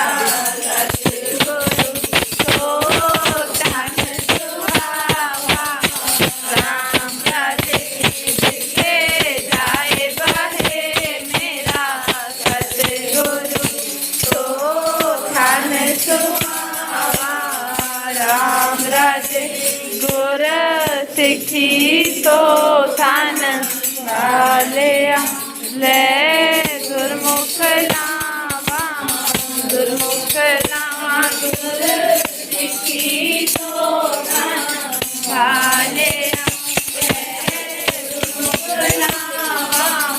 गुरमुख लावा सिखियो की थालो भाई हर नाम दिया सिखा की थाल साई जिन्हर नाम दिया नाम दिया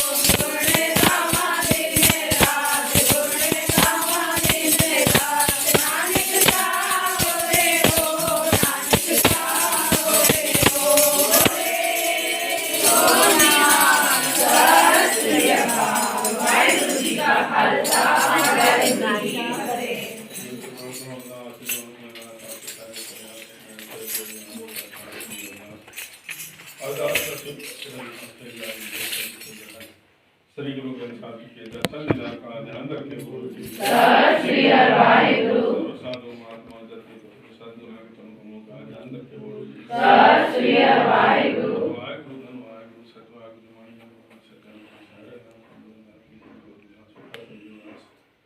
प्रसाद शासन मूर्ति गुरु दाता सतनाम श्री वाहिगुरु सतनाम श्री वाहिगुरु बोल गुरु नानक नाम चढ़ती कला तेरे बाणी सब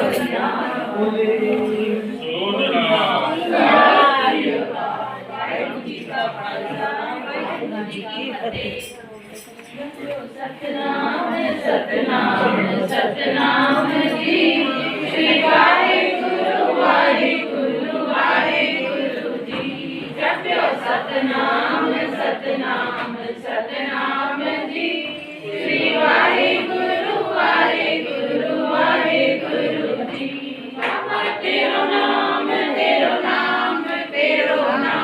जी बाबा तेरो